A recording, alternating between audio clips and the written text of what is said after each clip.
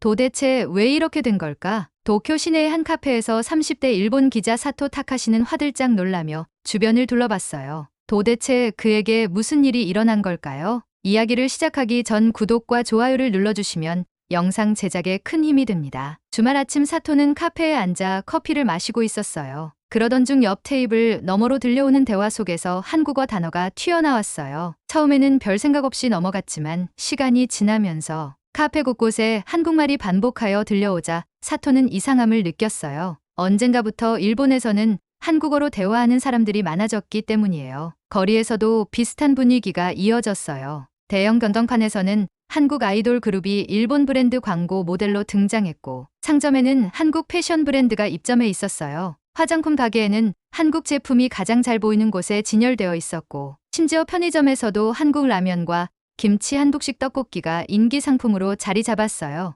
일본 젊은이들 사이에서는 한국 문화가 단순한 유행이 아니라 생활의 일부가 되어가고 있었어요. 한류 팬이 아닌 사람들도 자연스럽게 K-팝을 듣고 한국 드라마를 보고 한국 브랜드의 화장품을 사용하고 있었어요. 특히 10대들 사이에서는 한국어를 배우는 게 점점 당연한 일이 되고 있었어요. 몇 년 전만 해도 영어가 가장 중요한 외국어였지만 요즘은 한국어 학원들이 학생들로 붐비고 있었어요. 서점에서는 한국어 교재가 베스트셀러로 자리 잡았고, SNS에는 한국어 공부법 같은 게시물들이 끊임없이 올라오고 있었어요. 학생들은 한국 드라마를 보면서 한국어를 익히고 K-팝 가수들의 가사를 해석하며 자연스럽게 한국어 실력을 키우고 있었어요. 대학 입시에서도 변화가 보였어요. 과거에는 도쿄대, 교토대, 와세다대 같은 일본 명문대가 학생들의 최종 목표였어요. 하지만 최근에는 스카이 대학교라고 불리는 서울대, 고려대, 연세대로 유학을 가려는 학생들이 급증하고 있었어요. 한국 대학들은 글로벌 기업과 협력하여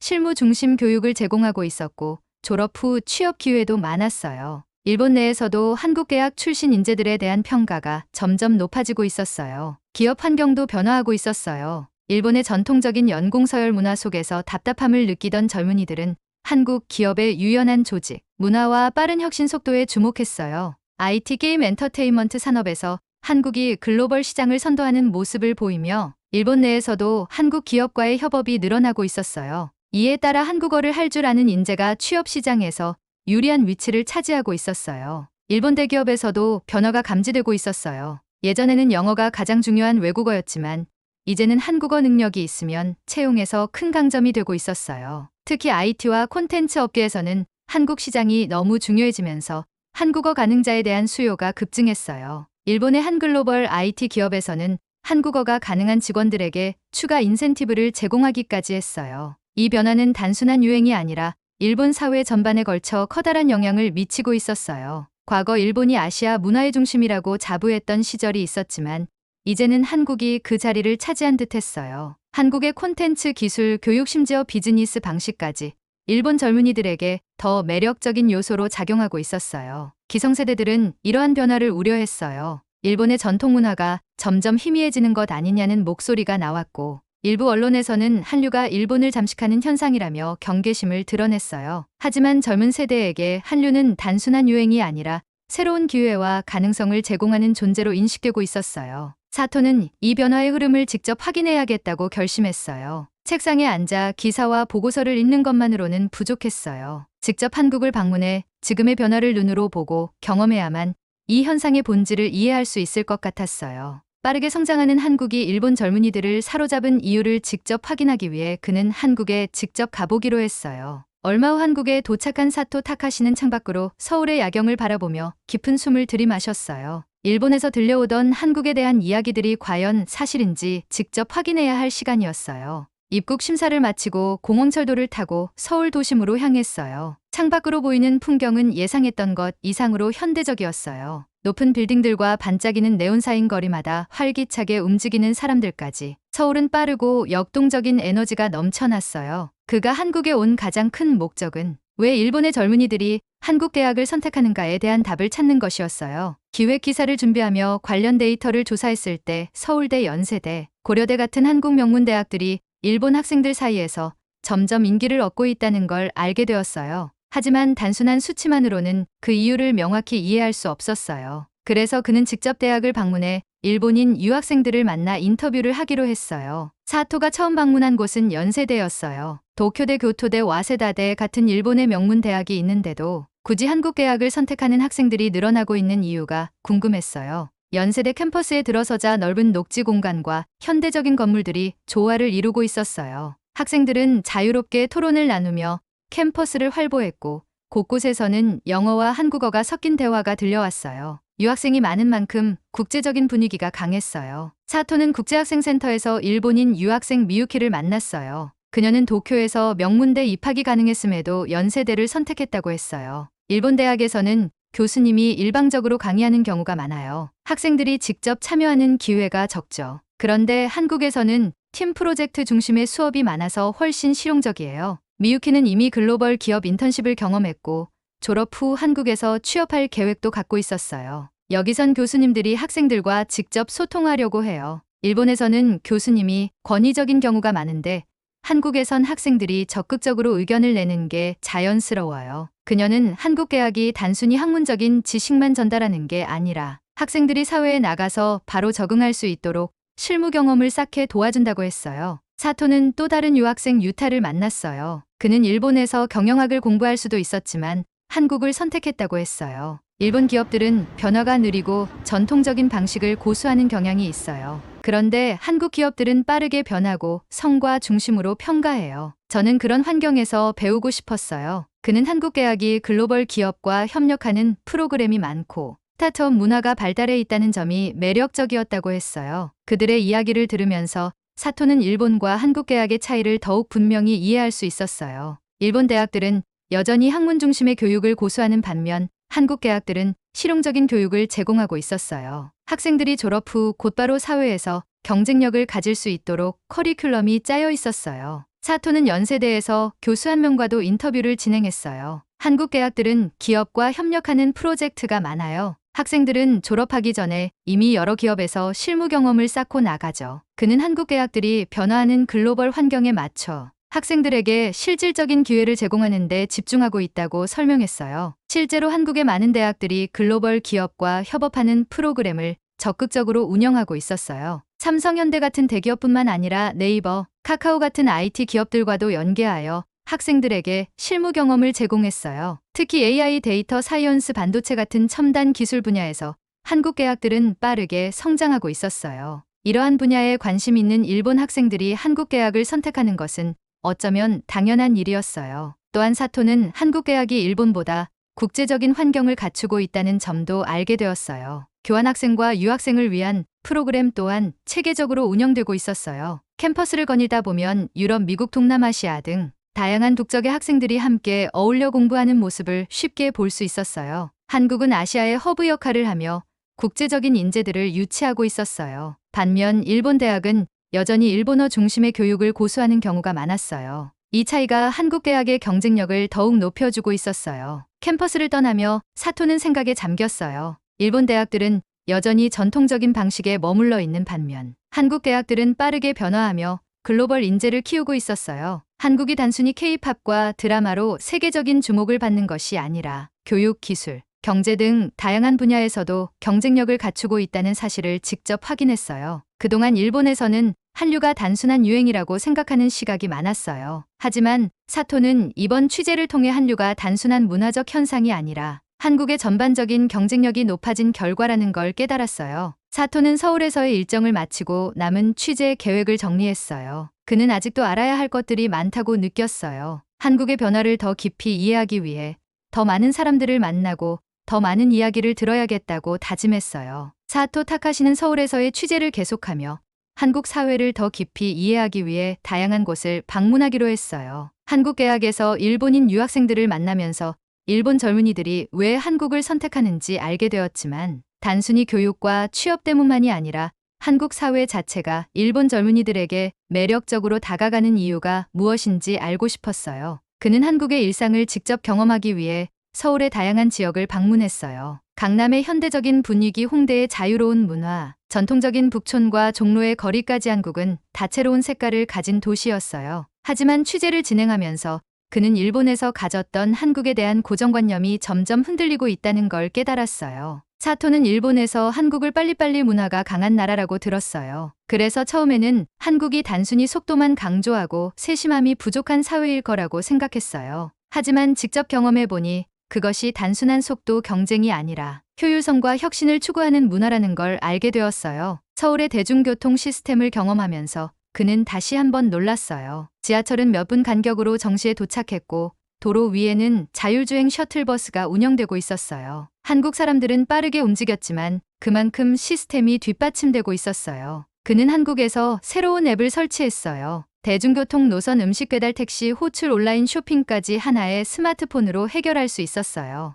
일본에서도 디지털화가 진행되고 있지만 여전히 현금을 선호하는 문화가 남아있고 행정 절차도 복잡한 경우가 많았어요. 한국은 모든 것이 온라인과 모바일을 통해 빠르고 간편하게 이루어지고 있었어요. 그는 문득 생각했어요. 일본에서는 한국의 속도를 조급함으로 해석했지만 한국에서는 이것이 편리함과 효율성의 개념으로 자리 잡고 있었다는 거요. 일본에서는 한국인들이 감정 표현이 강하고 직설적인 성향이 있다는 이야기를 많이 들었어요. 처음에는 그게 어색하게 느껴졌어요. 하지만 며칠 동안 직접 한국인들과 대화하면서 그는 그것이 무례함이 아니라 솔직함이라는 걸 깨닫게 되었어요. 그는 서울의 한 식당에서 혼자 밥을 먹고 있었어요. 메뉴를 고민하고 있을 때 옆자리의 한국인이 자연스럽게 말을 걸었어요. 한국 음식 처음 드세요?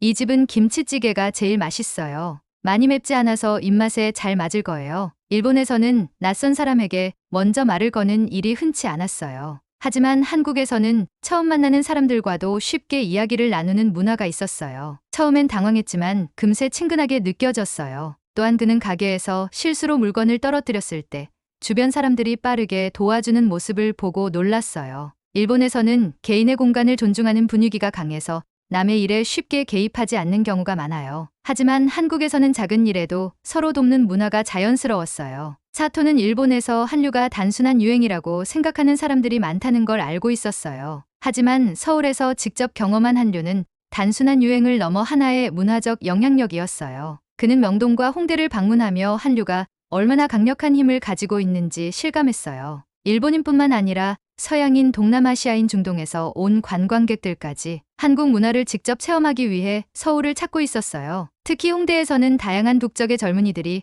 K-팝 댄스를 따라 추고 한국 스트릿 패션을 즐기는 모습을 볼 수 있었어요. 일본에서도 K-팝이 인기지만 한국에서는 그것이 단순한 음악이 아니라 하나의 라이프 스타일로 자리 잡고 있었어요. 그는 넷플릭스와 같은 글로벌 플랫폼에서 한국 드라마가 상위권을 차지하고 있는 이유를 깨달았어요. 한국 콘텐츠는 단순한 오락거리를 넘어 세계적인 트렌드를 주도하고 있었어요. 며칠 동안 한국을 경험한 후 사토는 일본과 한국이 다르다는 것을 더 분명히 느꼈어요. 과거 일본은 아시아에서 가장 앞서가는 나라였고 한국은 일본을 따라온다고 생각했어요. 하지만 지금은 반대가 되고 있었어요. 한국은 빠르게 변화하고 있고 새로운 도전을 두려워하지 않는 나라였어요. 반면 일본은 여전히 전통적인 방식을 고수하며 변화를 두려워하는 경향이 강했어요. 사토는 서울에서 일본인 유학생, 한국인 대학생, 직장인, 상인들까지 다양한 사람들을 만나면서 일본의 미래에 대해 생각하게 되었어요. 일본이 변하지 않는다면 한국과의 격차는 더 벌어질 수밖에 없었어요. 그는 이제 더 이상 한국을 과거의 시선으로 볼 수 없었어요. 그는 일본으로 돌아가기 전 마지막으로 서울의 야경을 바라봤어요. 도시 곳곳에서 새로운 변화가 일어나고 있었고 사람들은 미래를 향해 나아가고 있었어요. 사토는 이번 취재를 통해 자신이 가지고 있던 편견을 깨달았어요. 일본에서 한류가 단순한 유행으로 보일지 모르지만 한국은